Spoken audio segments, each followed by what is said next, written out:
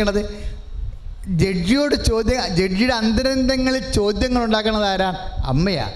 പിന്നെ ജഡ്ജി ഒരു ചോദ്യം ചോദിച്ച അടുത്ത കേസ് വന്നപ്പോൾ ജഡ്ജി ഒരു ചോദ്യം ചോദിച്ചപ്പോൾ പ്രതിഭാഗം വക്കീലിന് രേഖ വെക്കാൻ അറിയാൻ പാടില്ല, വന്ന് പപ്പാടിച്ച്.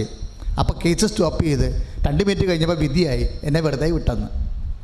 അപ്പോൾ ഞാൻ ഈ കാശുരൂപം വെച്ചുകൊണ്ട് നിൽക്കരുതെന്ന്, ഉടമ്പടി കാശുരൂപം വെച്ചുകൊണ്ട് കൂട്ടി നിൽക്കണമെന്ന് അവർ പറയുമ്പോഴേ 12 കൊല്ലം ശിക്ഷ മേടിക്കാനുള്ള കാര്യമാണ്. അപ്പം ഞാൻ അമ്മയോട് പറയാം, അമ്മേ 12 കൊല്ലം ശിക്ഷ മേടിക്കാനുള്ള വിഷയമൊക്കെ ഇങ്ങനെ വെറുതെ വിട്ടാൽ ഇവൻ പോയി പഴയതുപോലെയൊക്കെ ജീവിച്ചാൽ എന്ത് ചെയ്യും? അങ്ങനെ ജീവിക്കത്തില്ല. എന്താ കാര്യം? അമ്മയുടെ കൃപയുണ്ടാകും. നിങ്ങൾ ദൈവത്തിൽ ആശ്രയിക്കുമ്പോൾ നിങ്ങളൊരു തീരുമാനം എടുക്കണം. എന്താണ്? ദൈവമേ, എനിക്കൊരു ചാൻസ് താ, എനിക്കൊരവസരം താ. ഞാൻ ദൈവത്തെ അറിഞ്ഞ മകനായി ഇപ്പം ഞാൻ അബദ്ധത്തിൽ അകപ്പെട്ടിരിക്കുകയാണ്, കടത്തിൽ, രോഗത്തിൽ ഞാൻ അകപ്പെട്ടു. അപ്പോൾ അമ്മയെ ദൈവത്തോട് നീ പറയണം, ദൈവമേ എനിക്കൊരു അവസരം താ. ഇപ്പം നമ്മൾക്കെല്ലാം വേണ്ടി ആരാധന ജീവനോട് ദിവ്യകാരുണ്യം ഇടിയിരിക്കുമ്പോൾ ഈശോൻ്റെ അമ്മ എന്താ പറയണത്? അമ്മയെ ഈശോ കുറേ മക്കൾ വന്നിട്ടുണ്ട്. അവർ വളരെയേറെ അവിടെ ശരീരവും ഹൃദയമൊക്കെ ഇങ്ങനെ ഉഴുതു മറിച്ചതുപോലെ ഉറക്കം പോലും ഇല്ലാതെ ഇവിടെ വന്നിരിക്കുകയാണ്. അപ്പോൾ അവരുടെ പഴയ കാലങ്ങളൊന്നും നീ തിരിഞ്ഞു നോക്കരുത്, പക്ഷേ നീ എന്നെ നോക്കിയാൽ മതി. അവിടെ കാര്യങ്ങളിലേക്ക് നോക്കരുത്. അവർക്ക് നീ ഒരു അവസരം കൊടുക്കുകയാണെങ്കിൽ അവർ നിന്നെ മഹത്വപ്പെടുത്തിക്കൊണ്ട് ജീവിക്കും. നിങ്ങൾ അങ്ങനെ ദൈവത്തോട് പറഞ്ഞ്, പരിശുദ്ധ അമ്മ വഴി പറഞ്ഞ്, അമ്മേ പരിശുദ്ധ അമ്മേ, പറ അമ്മേ പരിശുദ്ധ അമ്മേ, പല വിഷയങ്ങളിലും ഞാനും എൻ്റെ കുടുംബവും പെട്ടുപോയിരിക്കുന്നു. ഞങ്ങൾക്കൊരടി മുന്നോട്ട് പോകാൻ ഒരു വഴിയുമില്ല, സഹായിക്കാൻ ആളുമില്ല. ആരെല്ലാം സഹായിച്ചാലും ഒന്നും ഒക്കാത്ത അവസ്ഥയിൽ ഞാൻ മുങ്ങിപ്പോയിരിക്കുകയാണ്. അമ്മ എനിക്ക് വേണ്ടി മധ്യസ്ഥം വഹിക്കണമേ. എനിക്കൊരവസരം തന്ന് ഞാൻ രക്ഷപ്പെട്ടാൽ, ഞാൻ സൗഖ്യപ്പെട്ടാൽ, എൻ്റെ കടങ്ങൾ പരിഹരിക്കപ്പെട്ടാൽ ഞാൻ ഈശോയ്ക്ക് വേണ്ടി ജീവിച്ചു കൊള്ളാം. ഇത് പ്രതിജ്ഞ. ശ്രുതികട ഹല്ലേലൂയ. ഇപ്പം നമ്മുടെ ആസ്തികളെ മനസ്സിലായില്ലേ? ഇപ്പം എന്താ പറഞ്ഞത്? 2 വചനങ്ങൾ പറഞ്ഞായിരുന്നു. ഒന്ന് കൊളോസ്യസ് 1:24. നമുക്ക് അതായത് എന്താ പറഞ്ഞിരിക്കുന്നത്? യേശുക്രിസ്തുവിൻ്റെ പീഡാനുഭവന് വരുന്ന പോരായ്മ ഞാൻ എൻ്റെ ശരീരത്തിൽ സംഭവിക്കണമെന്ന്. എന്നിട്ട് പൗലോസ് അപ്പോസ്തലൻ്റെ എല്ലാ സഹന സാഹചര്യങ്ങളെയും പറഞ്ഞു. കാര്യം അദ്ദേഹമാണ് ആ വചനം പറഞ്ഞിരിക്കുന്നത്.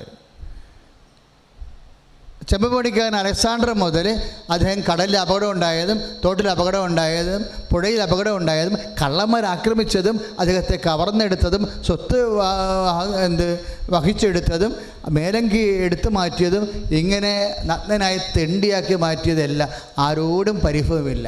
എന്താണ്? അതെല്ലാം ആസ്തിയാണെന്നാണ് പറയുന്നത്. എന്തിനുള്ള ആസ്തിയാണ്? റോമ 8:18 ആസ്തിയാണ്. നമുക്ക് ലഭിക്കാനിരിക്കുന്ന മഹത്വത്തിന് ദൈവത്തിന് കൊടുത്തിരിക്കുന്ന ആസ്തിയാണ്. ആ കണ്ട എല്ലാ നഷ്ടങ്ങളും കഷ്ടങ്ങളും കർത്താവിൻ്റെ നാമത്തിലാക്കി കളയുമ്പോൾ എന്ത് സംഭവിക്കും? കർത്താവ് മഹത്വപ്പെടും. ദൈവവേദനെ നമ്മുടെ കഷ്ടങ്ങളും നഷ്ടങ്ങളും കർത്താവിൻ്റെ കുരിശിൻ്റെ കൂടെ കൂട്ടിവെക്കുമ്പോൾ എന്ത് സംഭവിക്കും?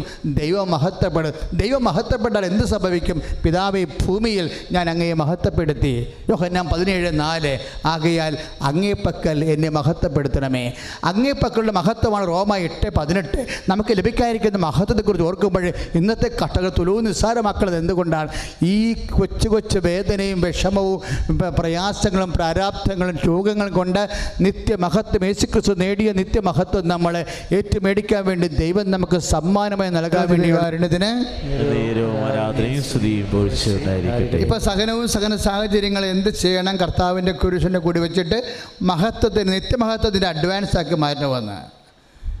എന്താണ് അച്ചാരം? നിത്യമഹത്വത്തിൻ്റെ അച്ചാരം എങ്ങനെയാണ്? സകല സാഹചര്യം കാണുന്ന first point is over. Second പോയിന്റിലേക്ക് വരുമ്പോൾ എൻ്റെ മനസ്സിൽ വന്നത് 2 ചേച്ചിമാരുടെ സാക്ഷ്യമാണ്. ഇത് ഞാൻ അകത്തിരുന്ന് കേട്ടതാണ്. ഒരു അമ്മച്ചി, ഇപ്പോൾ ഇത്തിരി വണ്ണാക്കോട് അമ്മച്ചി സാക്ഷ്യം പറഞ്ഞായിരുന്നു. അമ്മച്ചി പറഞ്ഞത്, ഞാൻ കൃപാസനത്തിലോട്ട് പോരാൻ നേരത്തെ ഈ സ്ഥലവും അറിയാൻ പാടില്ലല്ലോ. അപ്പോൾ എനിക്കൊന്ന് തിരുവല്ല ഇവിടെ സൈഡിൽ നിന്ന് വരുന്ന അമ്മച്ചാണെന്ന് തോന്നണം. അപ്പോൾ സ്ഥലമൊക്കെ അറിയാൻ പറ്റാത്ത കാരണം തിരക്ക് പിടിച്ച് പരവേശത്തിലേക്ക് വന്നപ്പോൾ പെട്ടെന്ന് കല്ലേത്തട്ട് വീണെന്ന് പറഞ്ഞില്ലേ അമ്മച്ചി? പറഞ്ഞല്ലേ? ഞാനത് കേട്ടു. എന്നിട്ടും അവർ വീണെങ്കിലും അവിടെ നിന്ന് എഴുന്നേറ്റ് ആ പ്രായത്തിൽ ആ ശരീരം കൊണ്ടുമൊക്കെ വീണ് കഴിഞ്ഞാൽ ഉടഞ്ഞു പോകും ശരിക്കും. നീരും വല്ലാത്തൊരവസ്ഥ. പിറ്റേ ദിവസമൊക്കെ എഴുന്നേക്കാൻ പറ്റത്തില്ല. എങ്കിലും അവരിവിടെ വന്നപ്പോൾ എന്ത് പറ്റി? രണ്ടാമത്തെ കുഴപ്പമായി. എന്താ രണ്ടാമത്തെ കുഴപ്പം? ഇവിടെ ആരുമില്ല. മിക്കവാറും 5-ാം ചൊവ്വാഴ്ചയായിരിക്കും. ചൊവ്വാഴ്ചയാണ് വന്നതെന്നുണ്ടെങ്കിൽ 5-ാം ചൊവ്വാഴ്ചയായിരിക്കും വന്നിട്ടുള്ളത്. അതുകൊണ്ടാണ് 5-ാം ചൊവ്വാഴ്ച ഒക്കെ പ്രാർത്ഥനയില്ലല്ലോ. 5-ാം ചൊവ്വാഴ്ച അങ്ങനെ ഉണ്ടാവത്തില്ല. ഒരു 3-4 മാസം കഴിയുമ്പോഴാണ് ഒരു 5-ാം ചൊവ്വാഴ്ച വരണത്. അപ്പം അന്ന് മിക്കവാറും അമ്മച്ചി 5-ാം ചൊവ്വാഴ്ചയാണ് വന്നതെന്ന് തോന്നുന്നത്. അതിൽ അന്ന് ഉടമ്പടി ചെയ്യാൻ ഒത്തില്ല. വലിയ ആഗ്രഹിച്ച് വന്നതാണ്, ചെയ്യാൻ ഒത്തില്ല. പക്ഷേ അമ്മച്ചി എന്ത് ചെയ്ത്? പിറ്റേ ദിവസം വന്നു അല്ലേ? അതിനാണ് പിറ്റേ ദിവസം വന്നു. അപ്പോൾ നിങ്ങൾ ഓരോ വിഷയം നടക്കുമ്പോൾ നമ്മൾ ശ്രദ്ധിക്കണം. അതായത് ഈ ദൈവകൃപ ജനറേറ്റ് ചെയ്യണത് ചില സാഹചര്യങ്ങളുണ്ട്. ഇപ്പോൾ നമ്മൾ ഈ മത്സ്യത്തൊഴിലാളി സഹോദരങ്ങളുടെ പ്രാർത്ഥനയായിരുന്നു കഴിഞ്ഞ ഞായറാഴ്ച നടന്നത്. അപ്പോൾ അവർ കടലിലൊക്കെ ജോലിക്ക് പോകുമ്പോൾ ഇരുട്ട് തക്കം നോക്കും. എന്നിട്ട് കഴിഞ്ഞാൽ നിലാവില്ലാത്ത കറുത്ത പക്ഷങ്ങൾ നോക്കും. കറുത്ത പക്ഷങ്ങൾ എന്തിനാണ് നോക്കണത്? കറുത്ത പക്ഷങ്ങൾ ഈ വെളുത്ത പക്ഷങ്ങളിൽ പണിക്ക് പോയി കഴിഞ്ഞാൽ, കടലിലെ ജോലിക്ക് പോയി കഴിഞ്ഞാലേ ഈ നിലാവ് വീണിട്ട് വെള്ളം ഇങ്ങനെ കാണാൻ പറ്റും. വല ഇറക്കി ചൂണ്ടയൊക്കെ ഇറക്കി കഴിഞ്ഞാൽ മത്സ്യങ്ങൾക്ക് കടലിൻ്റെ ഉള്ളിലേക്ക് ഇറങ്ങി നിൽക്കുന്ന വരയെക്കുറിച്ച് കാണാൻ പറ്റും. അപ്പോൾ എന്തോ അപകടം മനസ്സിലാക്കിയിട്ട് ജന്മവാസന കൊണ്ട് ഇതുങ്ങളൊക്കെ മാറിക്കളയും. വലയിലൊന്നും വന്ന് കൊള്ളത്തില്ല. അതുകൊണ്ട് ഇരുട്ട് തക്കം നോക്കിയാണ് ഇവർ പണിക്ക് പോകുന്നത്, രാത്രി പണിക്ക് പോകുന്നവർ. അതുപോലെ ജീവിതത്തിൻ്റെ ആ ഇരുട്ട് തക്കം വാസ്തവത്തിൽ ഇതുപോലെ നമുക്ക് ദൈവാനുഗ്രഹം ലഭിക്കാൻ പറ്റിയ ചില തക്കങ്ങളുണ്ട്. ദൈവാനുഗ്രഹം ലഭിക്കാൻ പറ്റിയ തക്കങ്ങൾ. അതായത് ഇപ്പം നമ്മൾ കർത്താവിൻ്റെ വചനമുണ്ടല്ലോ, ഒന്ന് ശ്രദ്ധിച്ച മക്കളെ. യേശു സ്വസ്ഥം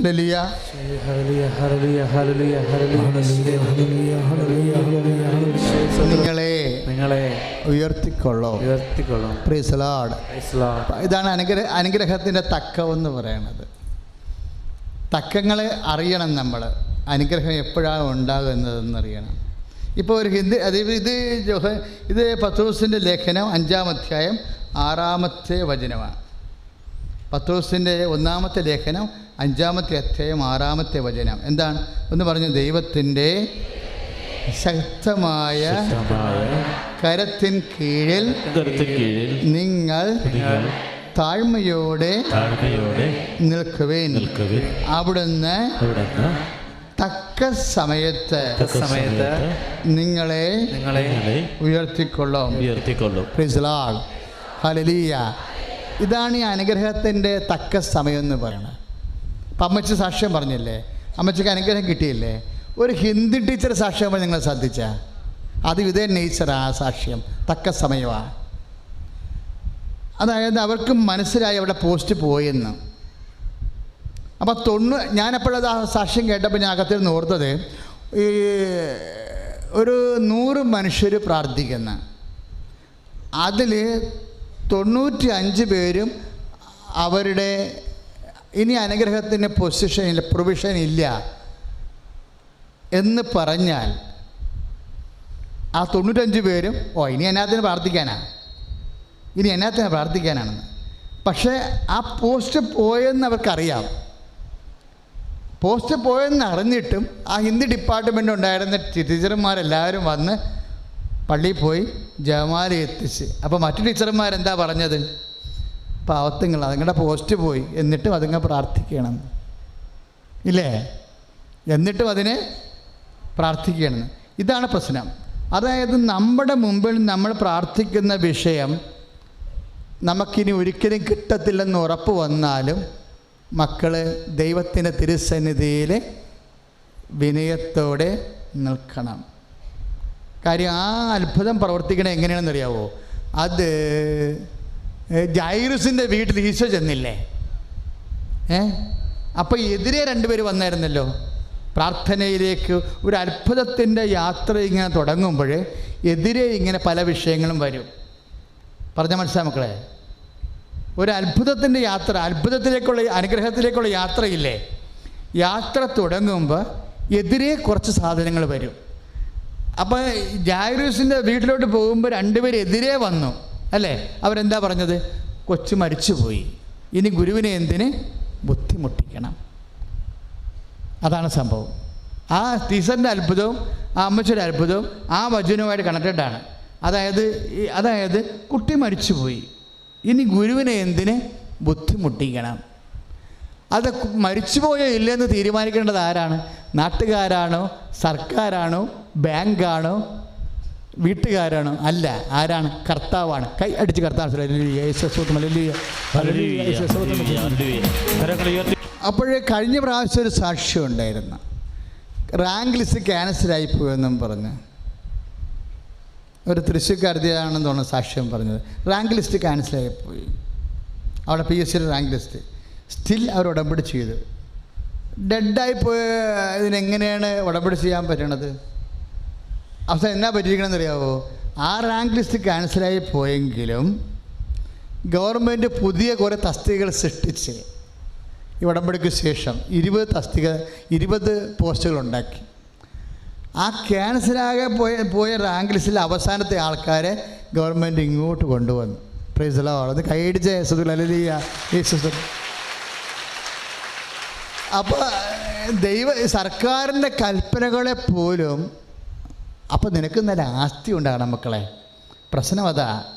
ഏത് റാങ്ക് ലിസ്റ്റ് ക്യാൻസലാക്കിയെന്ന് പറഞ്ഞാലും വേണമെങ്കിൽ കർത്താവിന് നിന്നെ പോസ്റ്റ് ചെയ്യുക, നിനക്കും കുഞ്ഞുങ്ങൾക്കും ഭക്ഷണം കഴിക്കാൻ മാർഗം തരികയല്ലേ പ്രധാനപ്പെട്ട കാര്യം ഇല്ലേ?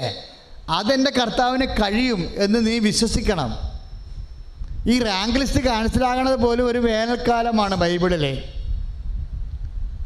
ബൈബിൾ ഈ വിഷയത്തിന്, അതായത് ഒരു നമ്മൾ പ്രാർത്ഥന ഇരിക്കുന്ന വിഷയത്തിനൊക്കെ എപ്പോഴും അറ്റാക്ക് ഉണ്ടായിക്കൊണ്ടിരിക്കും, ഡാമേജ് ഉണ്ടായിക്കൊണ്ടിരിക്കും. പ്രാർത്ഥന വെക്കണ വിഷയങ്ങളില്ലേ.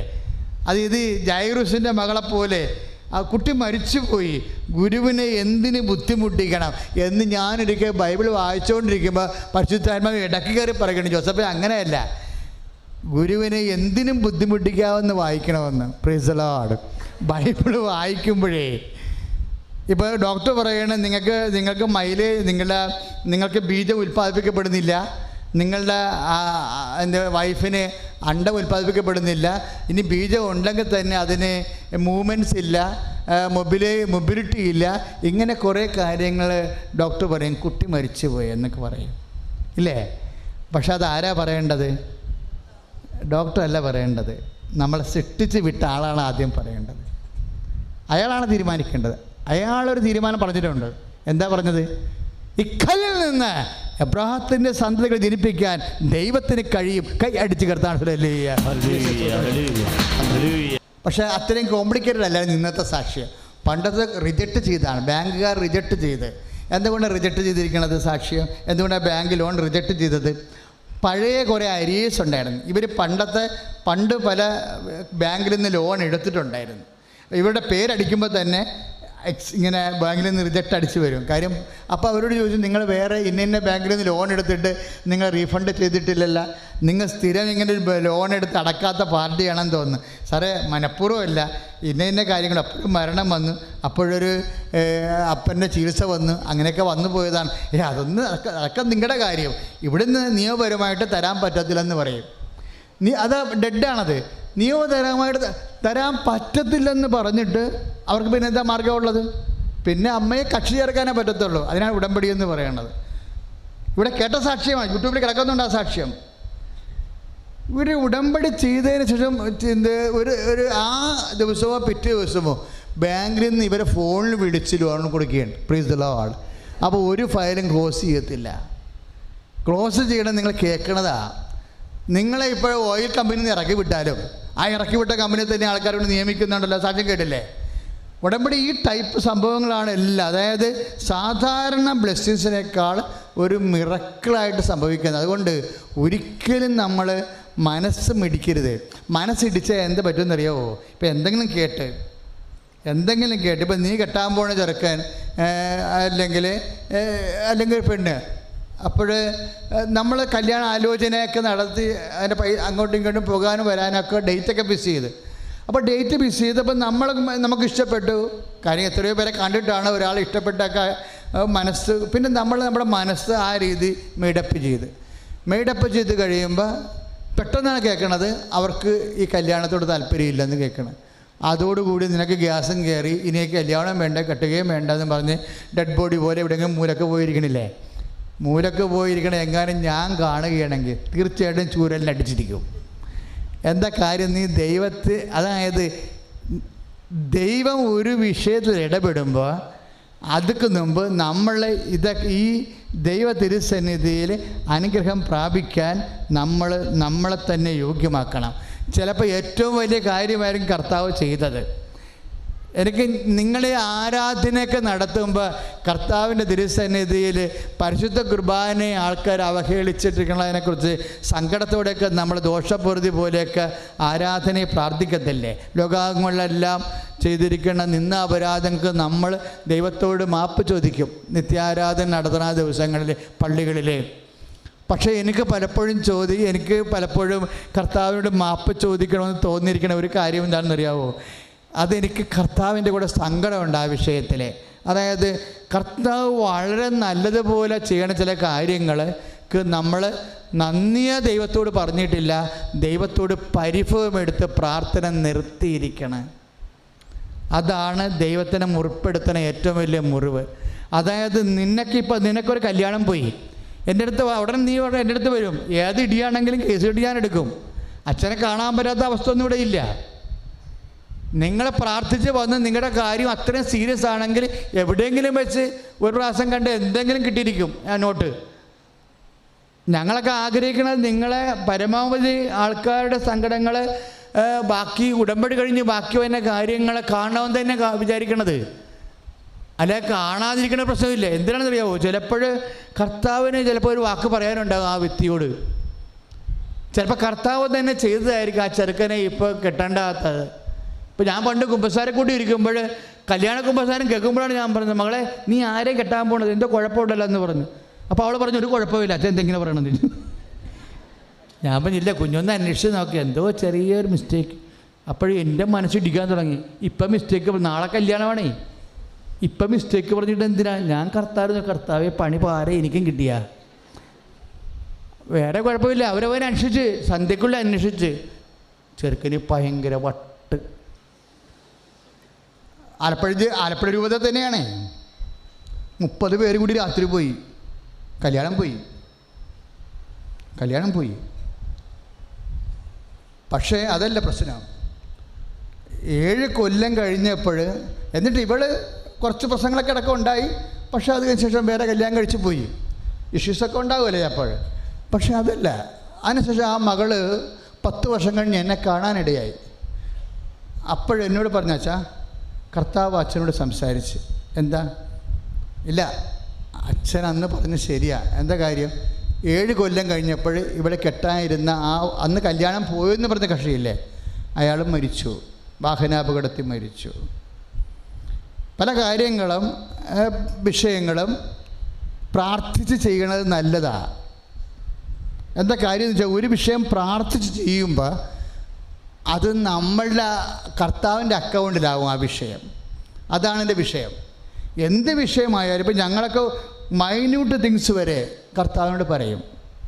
Minute things. നിങ്ങൾക്ക് ചില ആൾക്കാർക്ക് ഒരു കുഴപ്പമുണ്ട്, വെരി സീരിയസ് കാര്യം മാത്രമേ പറയത്തുള്ളൂ. അതാണ് മണ്ടത്തരം. ഇപ്പം നമുക്കൊരു 1 കിലോ തക്കാളി വേണം, കലവൂർ പോയി തക്കാളി മേടിക്കണം. ഇന്ന് ബന്ധില്ല, ഹർത്താലില്ല, നമുക്ക് വണ്ടിയുണ്ട്, കാശുണ്ട്, കട തുറന്നിരിപ്പുണ്ട്, അവിടെ തക്കാളി ഉണ്ട്, പോയി മേടിക്കണമെങ്കിൽ എന്തിനാ കർത്താവിനോട് പറയണത്?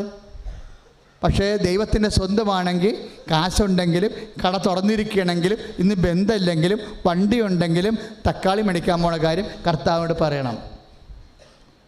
അതാണ് ദൈവ പൈതലെന്ന് പറയണത്. കർത്താവേ ഞാൻ തക്കാളി മേടിക്കാൻ പോവുകയാണ്, ദാറ്റ്സ് ഓക്കേ. പിന്നെ ആ വഴികളിലുള്ള എല്ലാം കർത്താവ് ആ വഴി ടേക്കപ്പ് ചെയ്യും. ഞാൻ ട്രിവാൻഡ്രത്ത് എറണാകുളത്ത് എന്തെങ്കിലും പ്രോഗ്രാമിന് പോകുമ്പോൾ ആദ്യം മുതലുള്ള റൂട്ടുകളെല്ലാം വെളുപ്പിനെ 5 മണിക്ക് ഇരുന്ന് ഫീഡ് ചെയ്ത് കൊടുക്കും. ഫീഡിങ് പ്രെയർ എന്ന് പറയും. ഓരോ ജോമാലയുടെ ഓരോ രഹസ്യം ചൊല്ലിയിട്ട് ഫീഡ് ചെയ്യും. അപ്പം നമ്മൾ പോകുന്ന സ്ഥലം മുഴുവൻ നമ്മൾ കർത്താവിനെ ട്രാക്കെല്ലാം കർത്താവിനെ ഫീഡ് ചെയ്ത് കളയും. അപ്പോൾ എന്താ ഗുണമെന്നറിയാവോ? ആ ട്രാക്ക് നമ്മുടെ വഴികൾ, ഇപ്പം നമ്മളൊരു ബാങ്കിൽ പോകാൻ പോയി, അല്ലെങ്കിൽ നമ്മൾ വേറെ ഒരു ആശുപത്രിയിൽ പോകാൻ പോയി, അല്ലെങ്കിൽ ഇന്ന ഡോക്ടറിനെ കാണാൻ പോവുകയാണ്. അപ്പം നമ്മളോർക്കും ആ ഡോക്ടറെ കാണാൻ എന്താ കാണാം, അപ്പോൾ എൻ്റെ വീട്ടിൽ കാശുണ്ടല്ലോ, അപ്പോൾ കണ്ടാൽ എന്താ കുഴപ്പമൊന്നും. അങ്ങനെയില്ല. ആ നമ്മൾ പോകുന്ന ഡോക്ടറിനെയും ആശുപത്രിയിലെയും ആ റൂട്ടും ഉപയോഗിക്കുന്ന വണ്ടിയും മാറി മാറി കയറുന്ന ഓട്ടോറിക്ഷയും ബസ്സും എല്ലാം സമർപ്പിച്ച് കഴിഞ്ഞാൽ റൂട്ട് കർത്താവിൻ്റെതായി, റൂട്ടിൻ്റെ അധികാരി കർത്താവായി. അങ്ങനെ വരുമ്പോൾ അതിലൂടെ കർത്താവിന് നമ്മളെ സഹായിക്കാൻ ഒത്തിരിയേറെ ചാൻസ് ഉണ്ട്. ഒന്നാമത്തിൽ ഈ ഡോക്ടർ സംസാരിക്കണം മുഴുവനും കറക്റ്റ് കാര്യമായിരിക്കും. ഇപ്പോൾ ഓരോരുത്തരും മാറി മാറി 4 ഡോക്ടർമാരുടെ അടുത്ത് പോകുന്നൊക്കെ പറഞ്ഞില്ലേ, അങ്ങനെയൊക്കെ പോകേണ്ട കാര്യമൊന്നുമില്ല. അത് കണ്ണുപൊട്ടന്മാർ പോയിട്ടാണ് അങ്ങനെ വന്നത്. കർത്താവിനോട് പറയാതെ ചെയ്യുന്ന എല്ലാ കാര്യങ്ങളും നമ്മൾ പ്രാക്ടിക്കലായിട്ട് ബ്ലൈൻഡ് മാൻ ആവും. നമ്മൾ കർത്താവിനോട് പറഞ്ഞിട്ടാണ് പോകണമെന്നുണ്ടെങ്കിൽ അതെല്ലാം മോണിറ്റർ ചെയ്യും, ആ റൂട്ടെല്ലാം കർത്താവ് മോണിറ്റർ ചെയ്യും. എന്നിട്ട് ആ ഡോക്ടറോട് പറയും, നിങ്ങൾക്കിത് പറ്റത്തില്ല, നിങ്ങൾ ഇവരെ കറക്റ്റായിട്ടുള്ള സ്ഥലത്ത് തന്നെ ഇവരെ ഗൈഡ് ചെയ്യണമെന്ന് പറയും. അല്ലെന്നുണ്ടെങ്കിൽ നമ്മൾ നാട്ടുകാരുടെ പല ആൾക്കാരോട് ചോദിച്ചിട്ട് ആയുർവേദം എടുത്ത്, ഇംഗ്ലീഷ് എടുത്ത്, തർജ്ജമ എടുത്ത്, അക്യുപഞ്ചർ എടുത്ത്, യുനാനി എടുത്ത്, ഇങ്ങനെ അവസാനം കുളവാകും. അതായത് ഒരു കാര്യം, ജോലിക്കാര്യമായാലും എന്തായാലും നിങ്ങൾ രാവിലെ ഇപ്പം നമ്മൾ പ്രത്യക്ഷീകരണ പ്രാർത്ഥന ചെല്ലത്തില്ലേ, അപ്പത്തിന് ജവമാല ചൊല്ലി ഓരോ സ്വർഗസ്ഥനായതും 10-500 ചൊല്ലിയിട്ട് ഒരു കാര്യം, കർത്താവ് ഈ വിഷയത്തോട് വരുന്ന എല്ലാ സ്ട്രക്ചറും എല്ലാ സർക്കംസ്റ്റൻസും കർത്താവ് അങ്ങേക്ക് സമർപ്പിക്കണമെന്ന് പറയണം. അപ്പോഴാ റൂട്ടെല്ലാം ദൈവത്തിൻ്റെ കയ്യിലാവും. പിന്നെ നീ വിചാരിക്കാത്ത വഴികളിലൂടെ കർത്താവ് നിന്നെ കൊണ്ടുപോകും. അത് കർത്താവ് കൊണ്ടുപോകുന്നതായിരിക്കും. ചിലപ്പോൾ ഈ ബാങ്കിൽ നിന്ന് റിജക്റ്റ് ചെയ്ത് പുറത്തിറങ്ങി സങ്കടത്തോടെ നിൻ്റെ ടവൽ കൊണ്ട് കണ്ണും തിരുമ്മി നീ വണ്ടിയിൽ കയറുമ്പോഴായിരിക്കും ഓട്ടോറിക്ഷക്കാരൻ എന്താ ചേച്ചി കരയണമെന്ന് ചോദിക്കും. പിന്നെ ഓട്ടോറിക്ഷക്കാരനിലൂടെ കർത്താവ് നിന്നോട് സംസാരിക്കും. ആ ചേച്ചി ഇത്രയേ ഉള്ള, ഇത് ഞങ്ങളുടെ നാട്ടിലുള്ള ആൾക്കാർ ഇങ്ങനെ ചെയ്തതെന്ന് പറയുമ്പോൾ റൂട്ടായി. അതാണ് പറയുന്നത്, നീ കയറുന്ന ഓട്ടോറിക്ഷക്കാരനിലൂടെയും കർത്താവ് നിന്നോട് സംസാരിക്കാൻ സാധ്യതയുണ്ട്. അതുകൊണ്ട് ഇതിങ്ങനെ വളരെ ഇൻറ്റിമസി ആയിട്ട് ചെയ്ത് കഴിയുമ്പോൾ, കുറച്ച് കഴിയുമ്പോൾ നീ കർത്താവിൻ്റെ സ്വന്തമാകും. അപ്പോൾ ഇത്രയും ടെൻഷൻ അടിക്കേണ്ട ആവശ്യമില്ല. ഇപ്പോൾ കർത്താവിൻ്റെ അയൽവാസിയോ നാട്ടുകാരനോ അപരിചിതനോ ആദ്യം പരിചയപ്പെടുന്ന ആൾക്കാരെ പോലെയൊക്കെയുള്ള കയ്യാങ്കളിയാണ് കാട്ടിക്കൂട്ടുന്നത്. ഇങ്ങനെയുള്ള ലൈഫെല്ലാം മാറ്റിയിട്ട് വളരെ ക്വാളിറ്റി ഇൻറ്റിമസി എല്ലാ കാര്യങ്ങളും ഈശോയോട് ഡിസ്കസ് ചെയ്യുന്ന. പിന്നെ എപ്പോഴും വിഷയം ആസ്തി ഉണ്ടായിരിക്കണം. നമുക്ക് സ്വന്തമായിട്ട് ആസ്തി ഉണ്ടാക്കണം. കാര്യം ഈ കൃപ എന്ന് പറയുന്നത് കർത്താവ് അവൻ്റെ പീഡാനുഭവം കുരിശുമരണത്തിലൂടെ പിതാവിനെ പ്രസാദിപ്പിച്ച് അതിൻ്റെ വില കൊടുത്ത് ഈശോ വാങ്ങിച്ചതാണ്. അപ്പോൾ വില കൊടുക്കാൻ നമുക്കും ഉണ്ടാകണം. മനസ്സിലായില്ല? നമ്മുടെ കയ്യിൽ ഇപ്പം ദൈവാനുഗ്രഹം വാങ്ങിക്കാനില്ലേ, അതിൻ്റെ വില നമ്മുടെ കയ്യിലുണ്ടാകണം. നമ്മൾ ഇത്തിരി സമ്പന്നന്മാരായിരിക്കണം. ജീവിതകാലം മുഴുവൻ തെണ്ടികളായിരിക്കരുത്. സമ്പത്തെന്ന് പറഞ്ഞാൽ എന്താ? സ്വർണവും അതുപോലെ തന്നെ പണവുമാണോ? അല്ല. ദൈവത്തിരുസന്നിധിയിലെ സമ്പത്തുണ്ട്, അതെന്തുമാത്രം കയ്യിലുണ്ടെന്ന് നോക്കണം. കർത്താവ് വളരെ സീരിയസ് ആയിട്ട് സംസാരിച്ച ഒരു വിഷയമാണ്. എന്താണ്? ദൈവത്തിരുസന്നിധിയിൽ സമ്പന്നനാകാതെ തനിക്ക് വേണ്ടി തന്നെ സമ്പത്ത് സ്വീകരിക്കുന്നവൻ്റെ സ്ഥിതി ഇതാണെന്ന് പറഞ്ഞില്ലേ? ആയുസ്സിൻ്റെ മേൽ പിടിവീഴുന്നതാണ്. അപ്പോൾ ദൈവത്തിരുസന്നിധി സമ്പന്നം എന്ന് പറഞ്ഞൊരു വാക്കുണ്ട്. ലുക്കായുടെ സുവിശേഷമാണ് 12:21. അത് പറഞ്ഞാൽ ദൈവത്തിരുസന്നിധിയിലെ സമ്പന്നനാകുവാൻ കർത്താവേ എന്നെ സഹായിക്കണമേ. അപ്പം ദൈവത്തിരുസന്നിധിയിൽ ദൈവം സമ്പത്തെന്ന് വിചാരിക്കുന്ന കാര്യം നിൻ്റെ കയ്യിലുണ്ടെങ്കിൽ ഈ അനുഗ്രഹം പെട്ടെന്ന് മേടിക്കാൻ പറ്റും, ഇല്ലേ? ബൈബിൾ പറയുന്ന ഒന്നാമത്തെ ഒരു ബൈബിൾ ഒരു പിശുക്ക് പുസ്തകമാണ്. കാര്യം ഇതെല്ലാം സത്യമായതുകൊണ്ട് വളരെ മേമ്പുടിക്കേ ഇതിൻ്റെ എഴുതി വെക്കത്തുള്ളൂ. ആവർത്തിച്ച് ചറവറ പറയത്തില്ല. അതായത് ഇപ്പോൾ ദൈവ തിരുസന്നിധി സമ്പന്നനാവുക എന്നുള്ള ആ ഫ്രേസ് ഈശോ കണ്ടുപിടിച്ചതാണത്. ഈശോയിൽ പരിശുദ്ധാത്മാവ് നിറഞ്ഞപ്പോൾ ഈശോ വെളിപ്പെടുത്തിയതാണ്. അതാണ് ലൂക്കായുടെ സുവിശേഷത്തിൽ 12:21 ദൈവ തിരുസന്നിധി സമ്പന്നനാവുക. അങ്ങനെയാണെങ്കിൽ നമുക്ക് ഈ IELTS ഒക്കെ ഇപ്പോൾ ഈ എന്തുകൊണ്ടാണ് ഇതൊക്കെ പെട്ടെന്ന് എഴുതി വാങ്ങിക്കുന്നത്? ഇപ്പോൾ ഇവിടെ മുഴുവനും ചെറുപ്പക്കാരല്ലേ, 60% ചെറുപ്പക്കാരാണ്. പണ്ടത്തെ കൃപാസനം ഉടമ്പടിക്ക് ശേഷമുള്ള കൃപാസനം ഏജിങ്ങിൽ ഭയങ്കര വ്യത്യാസം അതിനുണ്ട്. കൃപാസനം ചെറുപ്പമായി. പണ്ട് വലിയമ്മച്ചമാരൊക്കെയാണ് വന്നുകൊണ്ടിരുന്നത് ഉടമ്പടിക്ക് മുമ്പ്. ഇപ്പോൾ വരുന്നത് അപ്പോൾ 60 വയസ്സ് 50 വയസ്സിന് മുകളിലുള്ളവരാണ്. അത് മിക്കവാറും ഒരു 70% ഉണ്ടാവും. ഇപ്പോൾ എന്ത് പറ്റി? അവർ 30% മാറ്റിയപ്പോൾ എല്ലാം ചെറുപ്പക്കാരാണ് ഇപ്പോൾ വരുന്നത്, 70%. എന്താ കാര്യം? കർത്താവ് ഉടമ്പടിയിൽ അമ്മ അഡ്വക്കേറ്റ് ചെയ്യാണ്. അമ്മ ചെറുപ്പക്കാരുടെയൊക്കെ വിശ്വാസം ഇപ്പം പല രാജ്യങ്ങളും കുറഞ്ഞിരിക്കുന്ന കാരണം ഞാൻ ചെറുപ്പക്കാർ ഓർത്തേക്കണം, നിങ്ങൾ ഈ സാക്ഷ്യം പറഞ്ഞവരും സാക്ഷ്യം പറയാനിരിക്കുന്നവരും ഒരു തീരുമാനം എടുക്കണം. എന്താ കാര്യം? തീരുമാനം എടുക്കുന്നത്, ഞങ്ങൾ വിശ്വാസമില്ലാത്തടുത്ത് പോകുമ്പോൾ വിശ്വാസിയായി ജീവിക്കുക മാത്രമല്ല മറ്റുള്ളവർക്ക് കർത്താവിനെ പകർന്നു കൊടുക്കുമെന്ന്. മനസ്സിലായില്ലേ? മറ്റുള്ളവർക്ക് കർത്താവിന് നിങ്ങളെ കൊണ്ട് പ്രയോജനമുണ്ടെന്ന് ദൈവത്തിന് തോന്നിയാൽ ഒരു പിശാചിന് നിങ്ങളെ തൊടാൻ പറ്റത്തില്ല. അവൻ എൻ്റെ ആളാണെന്ന് ഈശോ പറയും. ഈശോ ഓൺ ചെയ്യാത്ത കൊണ്ടാണ് പിശാച് കൊണ്ടുനടന്ന് കൊല്ലണത്. ഈശോ ഓൺ ചെയ്യാത്ത കൊണ്ടാണ്. നീ എൻ്റെ ദാസനെ കണ്ടോ എന്ന് ചോദിച്ചില്ലേ? ആരോട് ചോദിച്ചു? പിശാചിനോട് ചോദിച്ചില്ലേ? ജോബിൻ്റെ പുസ്തകം 1:10 വായിക്കുമ്പോൾ എന്താ വായിക്കണത്? നീ എൻ്റെ ദാസനെ കണ്ടോ എന്ന്. അപ്പോൾ എൻ്റെ ദാസൻ എന്ന് പറഞ്ഞൊരു വാക്കുണ്ടല്ലോ അവിടെ. എന്നെയും കണ്ട കർത്താവിന് പറയണം എൻ്റെ ദാസനെന്ന്. ദൈവത്തിൻ്റെ സ്വന്തം ഉടമസ്ഥയിലാണ് നമ്മളെന്നുണ്ടെങ്കിൽ പിശാച് തൊടത്തില്ല. പിശാച് പറയും നീ വെയിൽ കെട്ടി വെച്ചിരിക്കുകയല്ലേ എന്ന് ചോദിക്കും. ഞാൻ പറഞ്ഞു നീ, അപ്പോൾ പിശാചോട് പറയും ശരിയാ, ഞാൻ വെയിൽ കെട്ടി വെച്ചിരിക്കുകയാണ്, എൻ്റെ ദാസന് എൻ്റെ ദാസിക്ക് ഞാൻ വെയിൽ കെട്ടും. കൈ അടിച്ച് കർത്താവ്. എന്താ? ദൈവം സംരക്ഷിക്കുന്നവനെ പിശാച് തൊടത്തില്ല. കർത്താവിൻ്റെ കാലം വന്നപ്പോഴും വേദി കെട്ടിന് മോശമൊന്നുമില്ല. കർത്താവും വേദി കെട്ടുന്ന ആളാണ്, സംരക്ഷിക്കുന്ന ആളാണ്.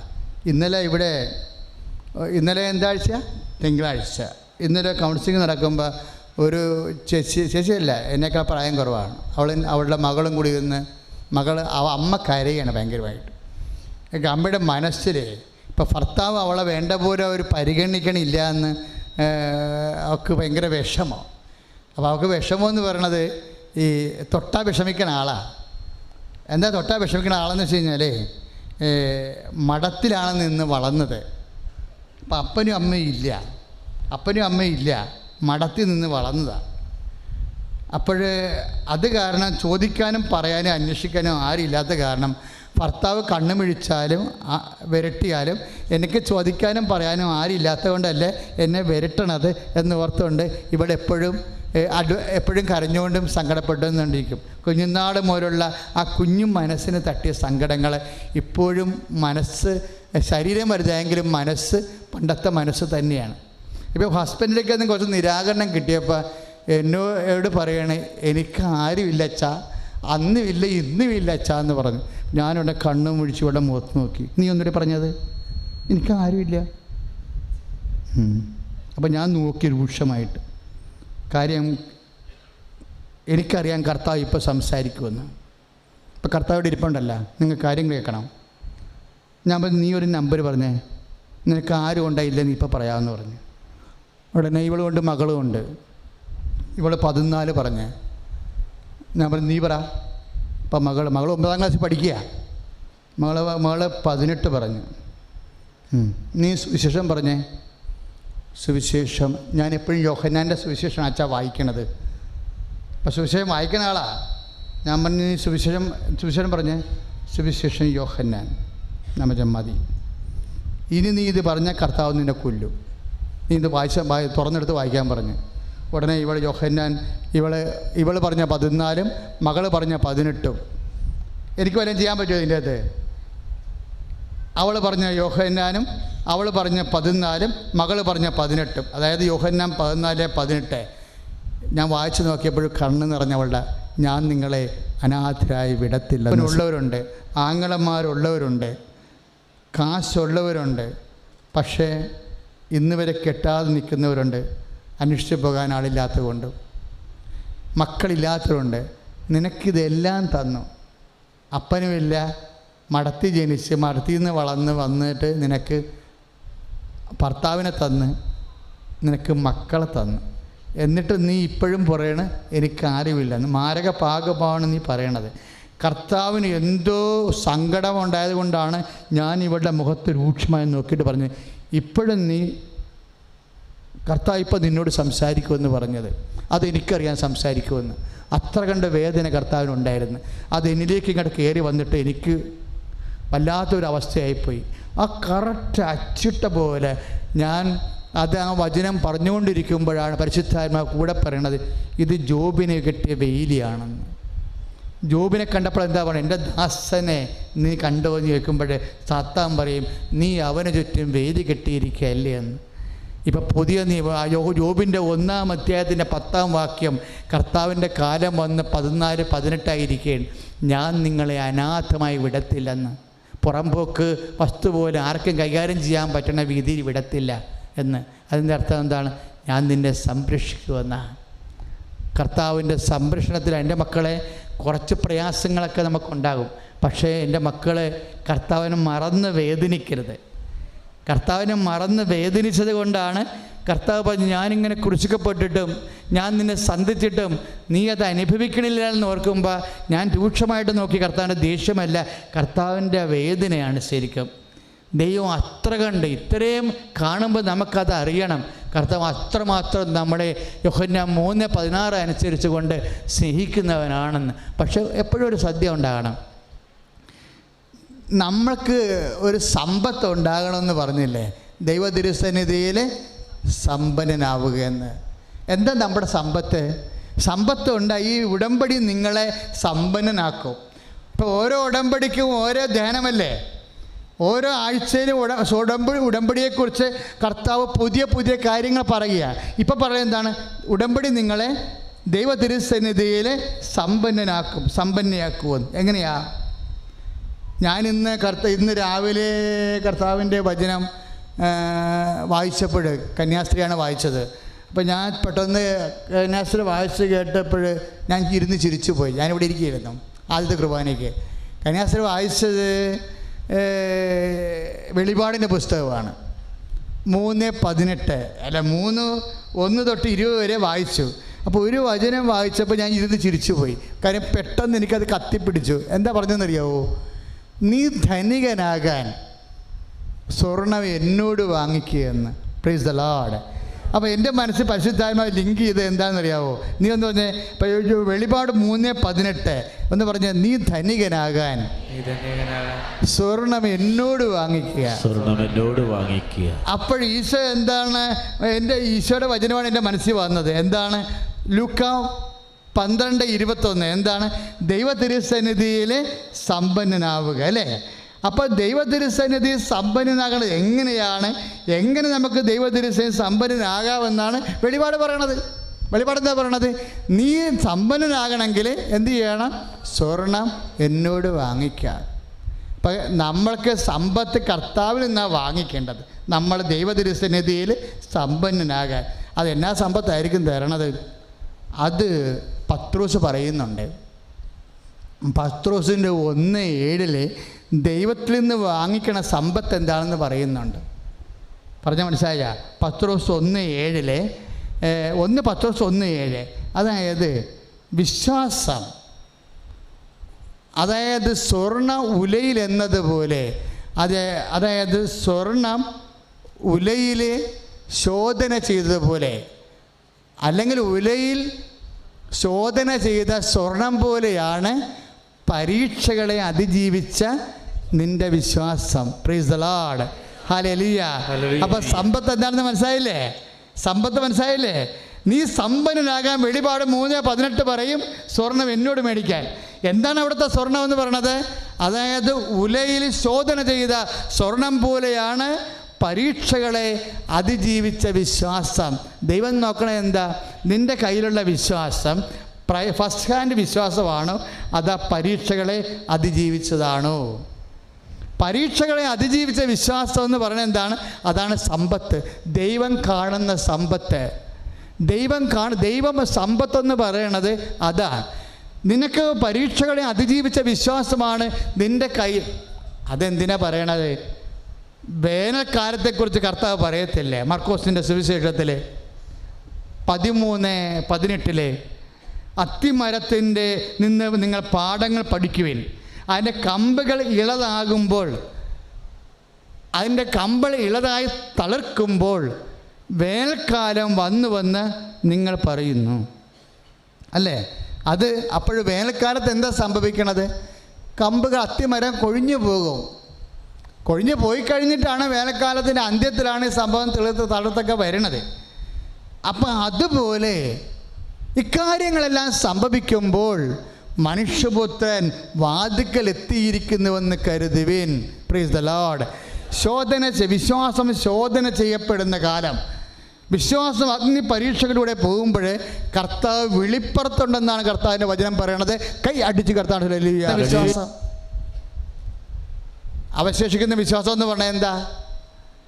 ദൈവം ഒരു വിഷമസന്ധി നിൻ്റെ മുമ്പിൽ, എല്ലാവരുടെയും ജീവിത സന്ധികളിൽ വിഷമസന്ധികളുണ്ടാവും. ഇപ്പം ലോകത്ത് നിങ്ങൾക്ക് ഞെരുക്കങ്ങൾ ഉണ്ടാവുമെന്ന് ഈശോ പറഞ്ഞില്ലേ? ഇല്ലേ? ഞെരുക്കങ്ങൾ ഇപ്പം ലോകത്തിൻ്റെ സ്വഭാവമാണത്. പ്രകൃതിയാണ്. ഇവിടെയുള്ള സഹന സാഹചര്യങ്ങൾ എല്ലാവർക്കും ഉണ്ട്, നമുക്ക് മാത്രമല്ല. ഈ പ്രപഞ്ചത്തിൽ വരുമ്പോൾ സന്തോഷമുള്ളതുപോലെ തന്നെ അതിൻ്റെ ഭാഗമായിട്ടുള്ള സങ്കടങ്ങളും ഉണ്ട്. നിത്യത ബാലൻസ് വെച്ചാണ് ഈ സംഭവം ചെയ്തിരിക്കുന്നത്. നമുക്ക് ലഭിക്കുന്ന സന്തോഷം നോക്കുമ്പോൾ, ഭൗതികമായി കിട്ടണ സന്തോഷം നോക്കുമ്പോൾ അതിനുവേണ്ടി മുടക്കണ സങ്കടങ്ങളും ടാലിയായിട്ട് അത് ഇങ്ങനെ ബാലൻസ് ചെയ്ത് നിൽക്കുകയുള്ളൂ. ഒന്നും മിച്ചം ഉണ്ടാകത്തില്ല. എന്തെങ്കിലും മിച്ചം ഉണ്ടെന്നുണ്ടെങ്കിൽ നിത്യത മാത്രമേ മിച്ചമുള്ളൂ. നമ്മൾ ഈ ഭൂമിയിൽ നമ്മുടെ ശരീരം നമുക്ക് സന്തോഷം തരണമെങ്കിൽ നമ്മുടെ ശരീരമല്ലേ തരത്തുള്ളൂ, അല്ല? സെൻഷ്വൽ, അതായത് ഐന്ദ്രികമായ സന്തോഷമാണ് നമുക്ക് ലഭിക്കണത്. ഇപ്പോൾ ഭക്ഷണമായാലും ശരി, വേറെ എന്ത് വിഷയമായാലും ശരി, ഇന്ദ്രിയങ്ങളിൽ നിന്ന് ലഭിക്കുന്ന സന്തോഷമാണ് മനുഷ്യന് ഉള്ളത്. സങ്കടവും, പക്ഷേ അതേസമയം തന്നെ അത്രയും തന്നെ സങ്കടവുമുണ്ട്. അപ്പോൾ സങ്കടവും സന്തോഷവും നമ്മൾ കണക്ക് കൂട്ടി നോക്കുമ്പോൾ നമുക്ക് മുതലാവത്തില്ല, ടാലിയായിട്ട് നിൽക്കും. ചിലപ്പോൾ സങ്കടം കൂടി നിൽക്കും, സന്തോഷം കുറഞ്ഞിരിക്കും. പിന്നെ ഈ ജീവിതം എന്തിനാ? ഈ ജീവിതം നിത്യജീവന് വേണ്ടിയാണ്. കൈയടിച്ച് കർത്താവ്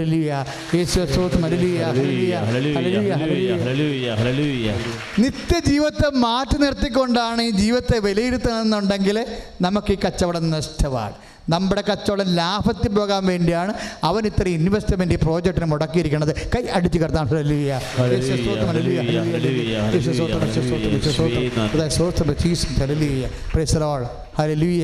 അപ്പോൾ അവശേഷിക്കുന്ന വിശ്വാസം. അവസാനം ഈശോ എന്താ പറഞ്ഞത്? 18:7 ലൂക്കായുടെ സുവിശേഷത്തിലെ ലൂക്ക 18:7, എങ്കിലും മനുഷ്യപുത്രൻ വരുമ്പോൾ ഭൂമിയിൽ അല്പമെങ്കിലും വിശ്വാസം അവശേഷിക്കുന്നുണ്ടാകുമോ? ചോദ്യമാണ്. ഒരു സാധുവിധവ എപ്പോഴും അവനെ അലട്ടിക്കൊണ്ടിരുന്നു, നീതിയില്ലാത്ത ന്യായാധിപനെ. അപ്പോൾ നീതിയില്ലാത്ത ന്യായാധിപൻ ഇങ്ങനെ ചിന്തിച്ചോ, ഞാൻ ദൈവത്തെ ഭയപ്പെടുന്നില്ല, മനുഷ്യനെ മാനിക്കുന്നില്ല, എങ്കിലും ഈ വിധവ വന്ന് എന്നെ ശല്യപ്പെടുത്തിക്കൊണ്ടിരിക്കുന്നത് കൊണ്ട് ഞാൻ അവൾക്ക് നീതി നടത്തി കൊടുക്കും. നിർദ്ദയനായി കാര്യസ്ഥൻ പറഞ്ഞു നിൽക്കട്ടെ. അങ്ങനെയാണെങ്കിൽ രാവും പകലും തന്നെ വിളിച്ച് അപേക്ഷിക്കുന്നവർക്ക് ദൈവം നീതി നടത്തി കൊടുക്കുമോ? അതിന് കാലവിളംബം വരുത്തുമോ? കാലവിളംബം വരുത്താതെ നിനക്ക് നീതി നടത്തി തന്നാലും നിൻ്റെ കഴിഞ്ഞ കാല ഇങ്ങനെ വന്നും പോയും പ്രാർത്ഥന കേൾക്കാതെ ഇട്ട് നടത്തിയിട്ടുള്ള കാലങ്ങളിലൂടെ ദൈവത്തിൻ്റെ പരിശീലനം നിനക്ക് ലഭിച്ചെങ്കിൽ പോലും ദൈവം നോക്കണത് എന്താണ്? ആ വിധവയുടെ കാര്യങ്ങൾ നടന്നോ? വിധവയ്ക്ക് എന്താ സംഭവിച്ചത്? അവിടെ ഭൂമിയോ അവിടെ പറമ്പോ വീടോ ആരോ കൈകയറി 5-8 പ്രാവശ്യം ഈ മനുഷ്യൻ്റെ അരമനെ കയറി ഇറങ്ങിയിട്ട് ഇയാൾ നോക്കിയില്ല. അവസാനം ഇവിടെ ശല്യമായല്ലോ എന്നോർത്തിട്ട് അയാൾ വിചാരിച്ചു, ഞാൻ ദൈവത്തെ ഭയപ്പെടുന്നില്ല, മനുഷ്യനെ മാനിക്കുന്നില്ല, പക്ഷേ ഇവരെന്നെ ശല്യപ്പെടുത്തിക്കൊണ്ടിരിക്കുന്നതുകൊണ്ട് ഞാൻ അവൾക്ക് നീതി നടത്തി കൊടുക്കും. കർത്താവ് എന്താ ചോദിക്കണത്? നിൻ്റെ കാര്യങ്ങളെല്ലാം നടന്നാലും, നീ പ്രാർത്ഥിച്ച ഉടമ്പടി കാര്യങ്ങളെല്ലാം സാധിച്ചാലും ദൈവത്തിൻ്റെ ഒരു ഉത്കണ്ഠയുണ്ട്. അതിന് ഞാനും മറുപടി പറയേണ്ടി വരും. എന്താണ്?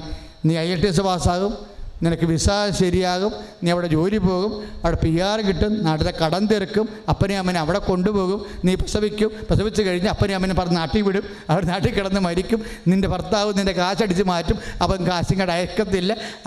നീ ഇങ്ങനെ ഓരോ കാര്യം നിങ്ങൾ ചെയ്തുകൊണ്ടിരിക്കുകയാണ്. ഇതെല്ലാം നോക്കിയിട്ട് അവസാനം കർത്താവ് ഒരു ചോദ്യം ചോദിക്കും. എന്താണ്? പരീക്ഷകളെ അതിജീവിച്ച വിശ്വാസമുണ്ടോ?